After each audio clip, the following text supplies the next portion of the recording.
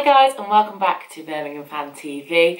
Today I'm going to be doing something a little bit different. I wanted to go over and do a sort of mini review of our game against Swansea and then go in and do our Nottingham Forest preview. Guys, just before I get started, I just wanted to quickly say we are running a giveaway. We are giving away a signed football, signed by all the players, and it's a Blues football. So if you do want to get involved, then drop us a screenshot of you subscribed to our Facebook or our Twitter account or our Instagram account, just a screenshot of you subscribed to the channel, and that is your entry. I want to say a huge thank you to Bawdsley Labour Club, our channel sponsors. Thank you guys so much. We will be there probably after the match, after the Nottingham Forest game. Definitely get down to Bawdsley, support the guys there, and we will see you there. In our previous game we played Swansea away. Incredible game, in all honesty. To be behind to Swansea was, in my opinion, quite expected. They are a very strong side. Going away is always going to be difficult, and especially with all the problems surrounding Che Adams at the moment. I think it was a really crucial game for us to sort of stamp our authority on the game and show that Che isn't going anywhere. And I think that's what we did. We did go 1-0 down, but we did get a goal back.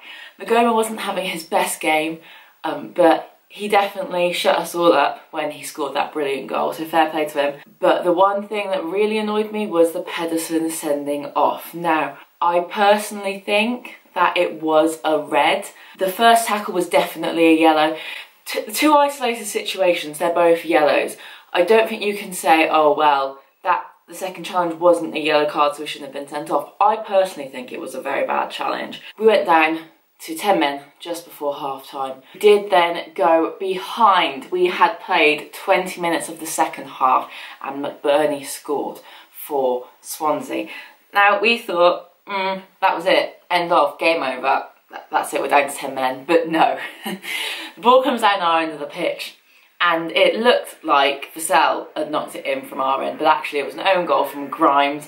Morrow was celebrating. It was given to Morrow on the Blues account, but what a goal and what a way to get us back into that game. It was absolutely fantastic. And then a few minutes later, on the 71st minute, that Che Adams bullet strike, I am so in awe of it. I keep thinking about it. It is an amazing goal. From where he was on the pitch, the angle, everything about that goal is majestic, and I absolutely loved it.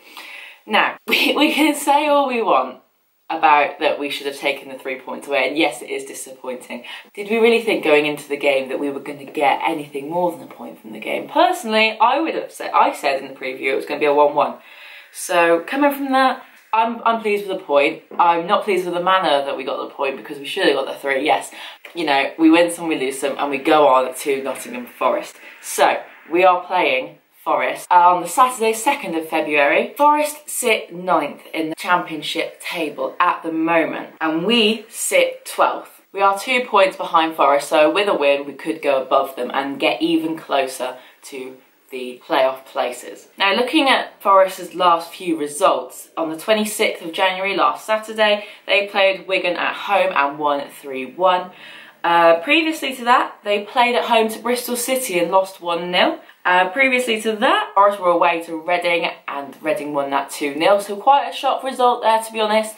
Reading haven't been having their greatest of seasons, and to lose 2-0 to Reading isn't something that you would expect from someone that high up in the table. But however, we all know the Championship is very much a league where the games, you have to take each game at a time and you can't expect anything from any game whatsoever. Previously to that, they did lose to Chelsea 2-0 in the FA Cup, and then on New Year's Day they beat Leeds 4-2 at home. They've had an indecent run. They beat Wigan 3-1 and we beat Wigan away 3-0, and I know you can't compare really, but Nottingham Forest are away, and in their last 2 away fixtures they've actually lost. I mean, it was against Chelsea, but the other one was against Reading, so that does put us in good stead.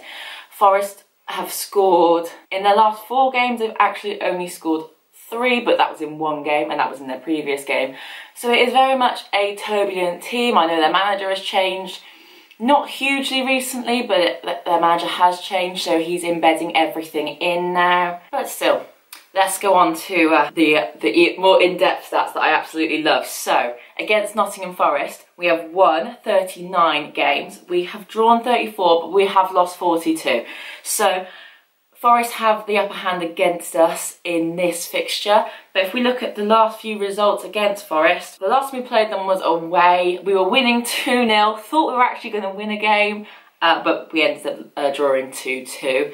And then previously to that, we were also away to Nottingham Forest in the Championship. We lost 2-1.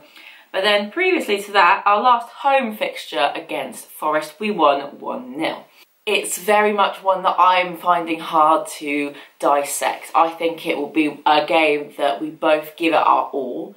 I wouldn't expect anything less from the boys, especially after the amazing performance at Swansea. I think it's going to be a difficult one. Let me quickly go over Forest's previous lineup. So they had Pantilimon in goal, Janko, Benaluane, Robinson and Osborne. Please forgive me if I get any of these pronunciations wrong. Guediura? I can't pronounce that one. But Watson and Colback in the middle, and then Cash, Murphy and Lolly up front. So I don't think there'll be a change. I think they'll stay a very similar team. Very, very good goalkeeper in Pantilimon. I think they've got a very strong squad. I think they've got a squad that can be pushing for the playoffs.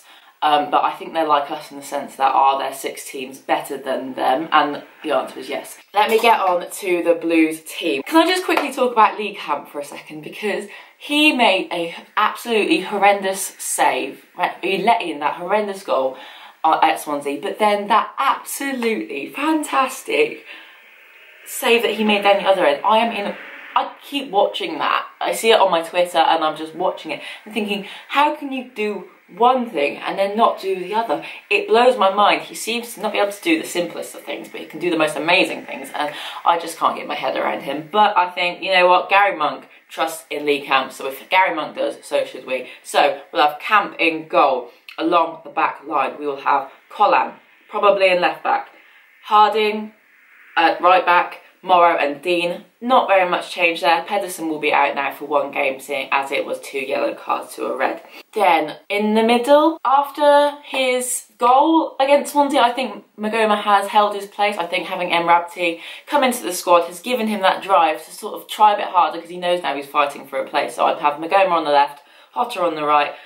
I would have Craig Gardner. I think he played really well in the first half against Swansea. I think he was probably one of our better players. I understand why he went off. We were all a bit surprised, but the way it worked was absolutely brilliant. So you can't fault Monk for that. But I would like to see Craig back in. And I'd like to see Keaton Bell back in as well. And obviously up front we've got our superstars of Adams and Duke. Shay Adams, we have kept him. I didn't think there was any doubt that we were going to keep him. I was getting a bit nervy when Burnley kept putting in 3-4 offers for him. However, as I said in our Swansea preview, Shay Adams is worth at least 15 million, especially in January where things are a need rather than a want. The prices are inflated. I think Blues would have taken in excess of 18 million. Minus add-ons. I think 18 million would have been too good an offer to refuse. However, I'm hearing the offer was around 12 million or 10 plus add-ons. That is not enough for a player of Shay's standard. And I think you would all agree with me with that one. So I'm going to go on a score prediction tomorrow. I'm going to say 2-1 to Blues. I'm going to have my Dukey scoring and Adams scoring as well, because you can't not say Adams is not going to score at the moment. Thank you guys so much for watching. Don't forget, if you want to get involved with our videos or our vlog, then drop us a message on either Facebook or Twitter. We will get back to you ASAP. And if you want to get involved in anything, don't be afraid to contact me or James. We would love to have you on the channel. So thank you guys so much. Don't forget to subscribe down below. Don't forget to turn the bell on and give this cheeky video a like. And apologies if this was not up to the usual standard. I'm trying my best. I'm very excited. It's my birthday. So yeah, thank you guys so much and keep right on.